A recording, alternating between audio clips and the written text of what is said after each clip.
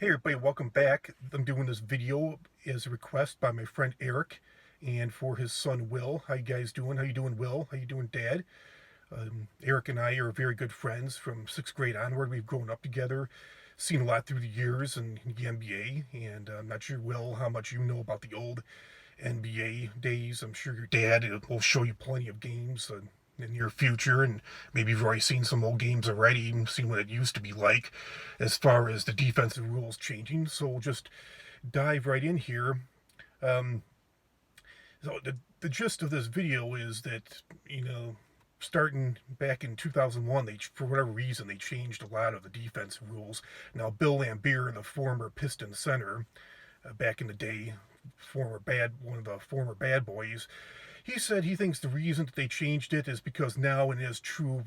Basketball players used to be leaner. They weren't as muscular as they are now. Now they're more like, you see a lot of them, not steroids, but a lot of them are just, they must work out more. Maybe they take more supplements. Not steroids though, but they're bigger, faster, stronger than ever before. They're kind of built more like football players now. Some of them, not all of them, but quite a few, like LeBron James. I mean, you didn't see too many guys his size, that specimen, back in the day. So Bill Laimbeer said that, his theory is that the court is, even though it's the same size as it was 30 years ago, 94 feet, and the same width. That's the length, and then the width. I forget what the width is, but anyways, it's the same size. It hasn't changed, but in essence, because of the players are bigger, faster, stronger than ever before, the court has kind of shrunk because the players are bigger. So he thinks they changed the defense rules because they want to allow since the court shrunk in a way, they want to open it up and allow those, some of those stars to shine, to have that ability.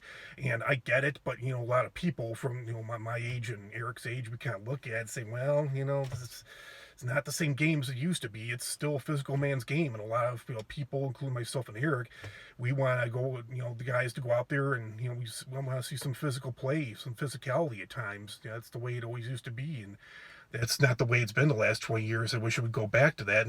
Maybe we'll see it again someday, maybe not. So first thing is the elbows. Nowadays that elbows are a foul, and I don't think that they ever really were done that much as an intent deliberately, but those I think a lot of them were accidental back in the days, but refs used to kind of let those go for the most part. It used to be you could put two hands on the back. I think in the early 90s, after the Bulls won their first championship, I think then they said you could only put one hand on the guy's back. It kind of goes along with hand checking. I think you could also use a forearm, because I'm there myself. When I play, guys are just, I'm a big guy, but it's like I don't know what to do. Just bump my chest into the guy. It's like I have my hands up and I'm kind of trying to, put myself stationary, but I always get, even by smaller guys, I always tend to get back down. It's kind of hard without being able to put like a forearm or hand on the guy's back to keep him from, prevent him from backing you down. So, forearm shivers, that's another thing. You can't put like a forearm or a nudge guy in the back anymore. It used to be that guys were getting forearm shivers on their chin, their neck, their shoulders, their chest, and, that's not allowed anymore. Um, and, the hand checking, I know when Michael Jordan came back to the Bulls the first time after his first retirement, I remember it was maybe the second or third game of the season, but these referees in this game, they kept calling hand check, hand check, hand check. It's like the players still weren't used to it yet. They're calling it so much. It was unbelievable. And they have, like, now I don't even understand. I understand the offensive 3 seconds violation, which was always in place. I think it should be. You shouldn't be allowed to just stand in the lane and post yourself up like that. But now I don't really understand it. But they have a defensive 3 second rule. I'll have to Google that. I don't really understand what that's all about. But that's, another way to change the defensive rules, prevent, tougher defense, I think. And, fighting used to be okay. But now, it used to be, hey, break it up. Maybe, just maybe back in the day, they would give the players like a double technical, or maybe a technical on the guy that was more of the aggressor, so to speak. But now it's like fighting, you're automatically out of the game. Technical fouls, suspended, indefinitely fined. It used to be there were fines for it, but it used to be that, like, it was encouraged for, if there was a fight, for the players to leave the bench, but you can't leave the bench anymore, otherwise you're suspended. I know Steve Kerr talked about, like, every time he was expected to leave the bench, but he used to go, oh, here's another $5,000 down the drain. But it was expected. The coaches used to leave the bench.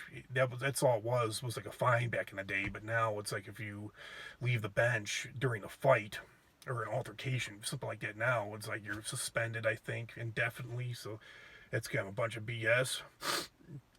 And now, they give out texts just for trash talking, taunting, or just making gesture. Like, referee makes a call you don't like, you roll your eyes, you could get a technical foul for that. Come on. And I just think that the players, not just LeBron James, but so many of the players these days are just such a bunch of baby. They would never survive, especially LeBron would never survive back in the late 80s, early 90s when, the Detroit Pistons were, I think that's when the game was at its top physical level.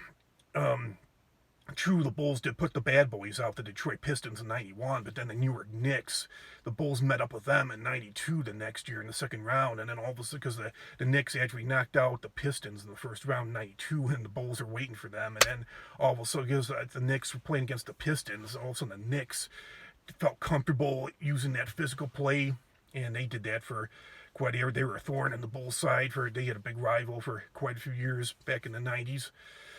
And, LeBron is big on flopping. A lot of times the whistle goes his way. Players like Bill Laimbeer, they used to, now, I'd say right now, I don't know if he has that nickname, but they used to call Bill Laimbeer the king of flop.